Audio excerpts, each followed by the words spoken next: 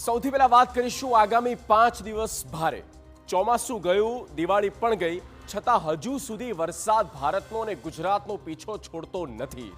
એક બાદ એક વાવાઝોડાની અસરને કારણે વાતાવરણમાં ઘણા ફેરફાર થઈ રહ્યા છે, જેનાથી ગુજરાતના માથે વધુ એક વરસાદની ઘાત મંડરાઈ રહી છે।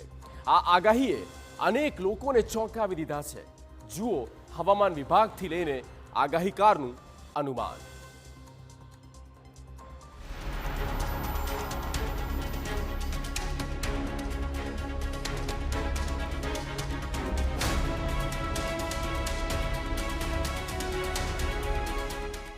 ગુજરાતમાં બદલાતી આબોહવાની પેટર્નના કારણે કમોસમી વરસાદ થવાની પૂરી શક્યતા છે। જો કે વાતાવરણમાં બદલાવ આવી રહ્યો છે અને ઘણી જગ્યા પર તેની અસર પણ વર્તાવાની શરૂ થઈ ગઈ છે અને થઈ રહ્યો છે વરસાદ। ગુજરાતના માથે વધુ એક સંકટ। દિવાળી બાદ જામશે વરસાદી માહોલ। ચોમાસું ગયું પણ વરસાદ મંડરાયો। આગામી 5 દિવસ વરસાદની આગાહી।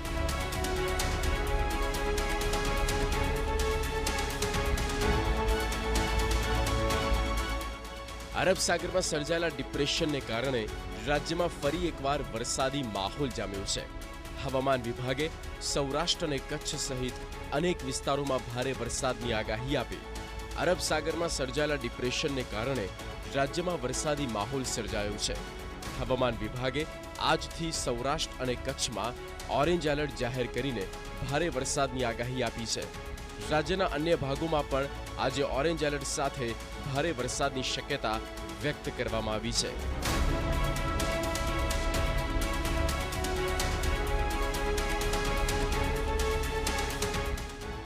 આગામી 5 દિવસ સૌરાષ્ટ્ર કચ્છમાં જ્યારે અન્ય ભાગોમાં 4 દિવસ સુધી વરસાદ ચાલુ રહેવાની આગાહી છે।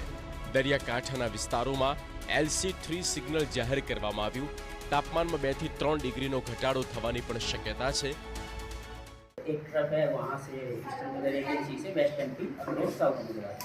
इसके प्रभाव से जो एक्सपेक्टेड है वो वेरी हेवी रेन एक्सपेक्टेड 2 दिन सौराष्ट्र में और डे 1 में गुजरात रीजन में, जिसमें कि ऑरेंज अलर्ट के साथ अपना अमरेली, भावनगर, गिर सोमनाथ भी, और गुजरात रीजन में है तो सूरत, भरूच, नवसारी, वलसाड, दमन, दादर नगर हवेली। और अगर बात करते हैं उससे आगे तो डे सौराष्ट्र कच्छ में डे 3, 4, 5 में येलो अलर्ट के साथ हैवी रेन, और गुजरात रीजन में डे 2, 3, 4 में हैवी रेन येलो अलर्ट के साथ। અમદાવાદ અને ગાંધીનગરમાં આજે ભારે વરસાદની આગાહી આપવામાં આવી છે। આવતીકાલે પણ ગાંધીનગરમાં વરસાદ થઈ શકે। અમદાવાદમાં મહત્તમ તાપમાન 33 ડિગ્રી સુધી રહેશે। अहमदाबाद की बात करें तो हमने हैवी रेन डिस्ट्रिक्ट में दिया है आज के लिए, और लोकली जो सिटी में रखा है लाइट टू मॉडरेट रेन के साथ, और गांधीनगर में डे के लिए हमने हैवी रखा है। अहमदाबाद का जो maximum temperature around 33 degree Celsius रहने की। અંબલાલની વરસાદની મોટી આગાહી।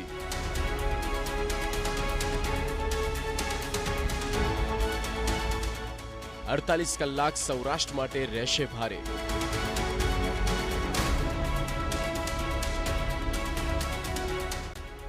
અમદાવાદમાં બનશે વરસાદી માહોલ।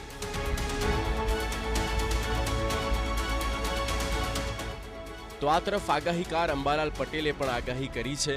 તેમના કહેવા મુજબ સૌરાષ્ટ્રના કેટલાક ભાગોમાં ભારે વરસાદની શક્યતા રહેશે, સાથે જે પૂર્વ મધ્ય ગુજરાતમાં જેમાં અમદાવાદ, ગાંધીનગર, સાણંદ, નડિયાદ, વડોદરા, પંચમહાલ અને ઉત્તર ગુજરાતના કેટલાક ભાગોમાં ભારે વરસાદની આગાહી આપવામાં આવી છે।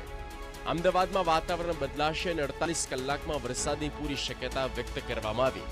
આ ઉપરાંત મહેસાણાના અને બનાસકાંઠાના ભાગોમાં સાથે જ સાબરકાંઠા અને અરવલ્લીમાં વરસાદ થવાની શક્યતા રહેશે।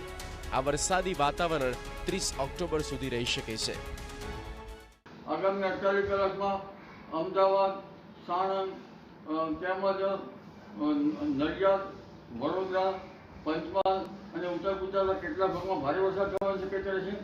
અમદાવાદમાં કેટલાક ભાગમાં લગભગ આજ બપોર પછી હવામાનમાં પડતો આવે અને 48 કલાકમાં વરસાદ થવાની શક્યતા રહેશે। આ ઉપરાંત લગભગ મહેસાણાના ભાગો, બનાસકાંઠાના ભાગો, સાબરકાંઠાના ભાગો, અરવલ્લીના ભાગોમાં પણ વરસાદ થવાની શક્યતા રહેશે। લગભગ 30 ઓક્ટોબર સુધી આ વરસાદ થવાની શક્યતા રહેશે। 30 ઓક્ટોબરથી 2 નવેમ્બર સુધી ગુજરાતના કેટલાક ભાગોમાં છૂટોછવાયો વરસાદ થઈ શકે. 4 નવેમ્બરથી લઈને 8 નવેમ્બર સુધી દક્ષિણ ભારતમાં વરસાદ થશે, જેની અસર ક્યાંક ગુજરાત પર પણ થશે. નવેમ્બર માસની શરૂઆતમાં દક્ષિણ ભારતમાં ભારે વરસાદની શક્યતા છે. બીજા સપ્તાહમાં પણ અતિ ભારે વરસાદની શક્યતા આપવામાં આવી, જેના કારણે ગુજરાતના હવામાનમાં પલટો આવશે. બંગાળ ઉપસાગરમાં નવેમ્બરની શરૂઆતમાં વાવાઝોડું બનવાની શક્યતા છે. પુનઃ લગભગ તારીખ 4 થી 8 નવેમ્બરમાં પશ્ચિમ વિક્ષોભ આવશે અને નવેમ્બરની શરૂઆતમાં બંગાળ ઉપસાગરમાં હલચલ જોવા મળશે. અરબ સાગરમાં પણ હલચલ જોવા મળશે. દક્ષિણ ભારતમાં ભારે વરસાદ થવાની શક્યતા હતા. ગુજરાતના હવામાનમાં વાદળવાયું કે સાંટા થઈ શકે તેવું હવામાન રહેવાની શક્યતા રહેશે.